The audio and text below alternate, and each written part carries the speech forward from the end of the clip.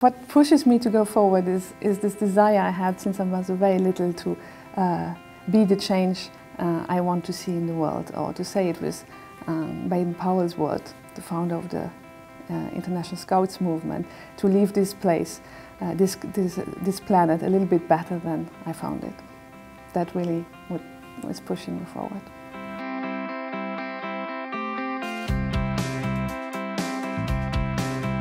I'm Danielle Engel. I was born in the Clinique Bohler in June 1975, and currently I'm working for the United Nations, in particular the United Nations Population Fund, as a technical specialist in adolescent health.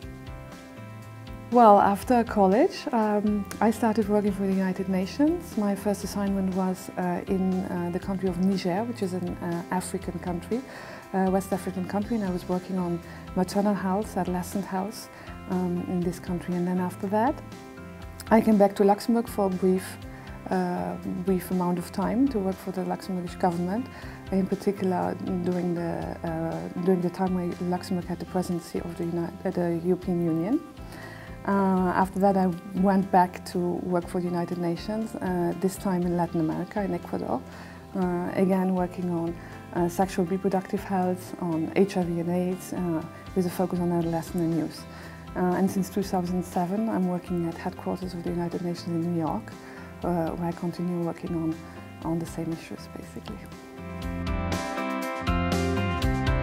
That's a difficult question for me to answer. On a personal level, I think it's definitely becoming a mom, which really changed my life. At the professional level, I was very fortunate to be able to work directly with vulnerable women in developing countries. And one specific situation which comes to mind was that when I was working on setting up a mobile clinic in the rural areas of Niger in West Africa, we were able to get midwives to do outreach work with women living in nomadic women which were moving around, and providing them with skilled birth attendants. And on one of my last missions in that country, I could witness a skilled birth attendance of a little baby boy, which otherwise would have been a very difficult birth, so I was very proud of that achievement. Of what I'm told, I was a very sunny baby. I was very smiley when I was little. I have a twin brother, so what I'm also hearing is that I could be quite decisive and sometimes a bit bossy when I was little with him. That of course changed over the years. But I think, yeah, I was a quite determined and active little girl. Globally, persons like Nelson Mandela really have my full admiration.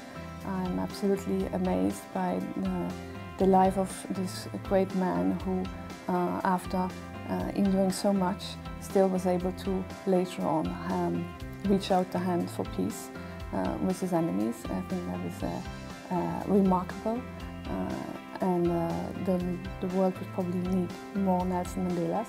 On the personal level, I admire my parents, both of them. I have a father who has always been an inspiration for me, and my mother gave me a lot of self-confidence. And I think I'm the person I am today because of the education and the love they gave me. I would say, don't stress out, trust your instincts, don't read too many books, everything will be fine. I would probably be a dog, because I think I'm loyal and trustworthy like normally dogs are.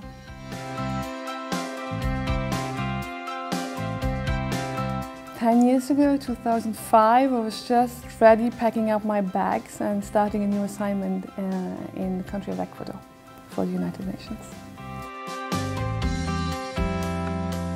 Being a woman today, I think, depends very much on where you have been born and where you're living. I think that women face very different realities, and although we have done a lot of, we can see a lot of great developments in some of our countries, Going to developing countries, women are very often stripped of their human rights and living in near poverty and discrimination. So I think it really depends on where you live.